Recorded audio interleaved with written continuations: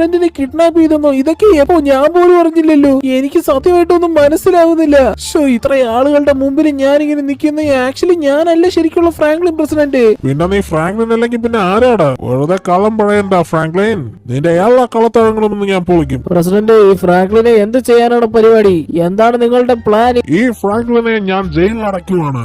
എന്നെ കിഡ്നാപ്പ് ചെയ്യാൻ ശ്രമിച്ച കിൻഡർ ജോയ് വണ്ടി കടത്താൻ ശ്രമിച്ചതിനും 70 വർഷത്തേക്കാണ് ഞാൻ ഈ ഫ്രാങ്ക്ലിനെ ജയിലിൽ അടയ്ക്കുന്നത്. എന്തോന്ന് 20 വർഷത്തേക്ക് എന്നെ ജയിലിൽ അടയ്ക്കാനോ? എന്താണ് പ്രസിഡന്റ് നിങ്ങൾ പറയുന്നത്? പ്രസിഡന്റ് സാർ, ഇപ്പോൾ ഈ ഫ്രാങ്ക്ലിൻ മോഷ്ടിച്ച കിൻഡർ ജോയ് വണ്ടി എവിടെയാണുള്ളത്? കിൻഡർ ജോയ് വണ്ടി ഇത് അവിടെ കിടപ്പുണ്ട്. ആ വണ്ടിക്കുള്ളിലെ കിൻഡർ ജോയും എല്ലാം അവിടെ തന്നെയുണ്ട്. അതൊന്നും ആരും കൊണ്ടുപോയിട്ടില്ല, ആരും കൊണ്ടുപോകത്തുമില്ല. എന്റെ ഈ സെക്യൂരിറ്റി ഗാർഡ്സിന്റെ അടുത്ത് നിന്നും കിൻഡർ ജോയ് വണ്ടി ഇവിടുന്ന് കൊണ്ടുപോകാൻ ആർക്കും സാധിക്കില്ല.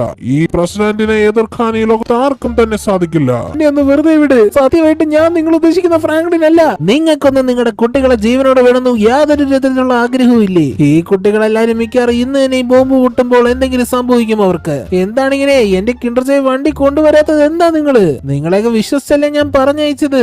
ഞങ്ങൾ പറയുന്ന വിശ്വസിക്കും കൊച്ചു ഫ്രാങ്ക്ലിനെ. ഞങ്ങൾ കിൻഡർ ജോയ് വണ്ടി എടുത്തതാ. പക്ഷെ ആ സമയത്താണ് പ്രസിഡന്റ് വന്ന് ഞങ്ങളെ അറസ്റ്റ് ചെയ്തത്. ഫ്രാങ്ക്ലിൻ ചേട്ടനെ അറസ്റ്റ് ചെയ്ത് ജയിലിലും കൊണ്ടുപോയി. അമ്മ, ഞങ്ങളെ എങ്ങനെ രക്ഷിക്ക് ഷിൻചാൻ ചേട്ടാ, ഞങ്ങളെ രക്ഷിക്ക്.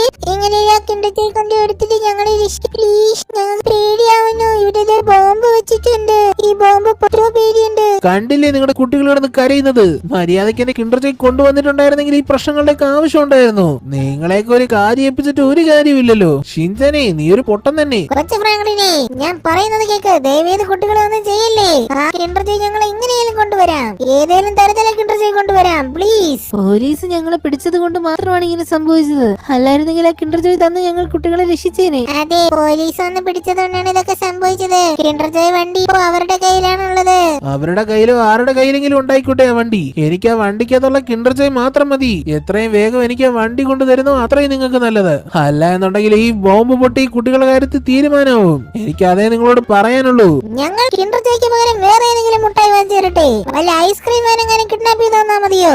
ആ കിൻഡർ ജോയ് വാനിനി കൊള്ളയടിക്കുന്നത് കഷ്ടമായിട്ടുള്ള ഒരു കാര്യമാണ്. അതും പ്രസിഡന്റിന്റെ വീട്ടിന്റെ മുറ്റത്താണ് ഈ കിൻഡർ ജോയ് വാൻ കിടക്കുന്നത്. അവിടെ നിന്ന് വാൻ കൊള്ളയടിക്കുന്ന വലിയ പാടുള്ള പരിപാടിയാണ്.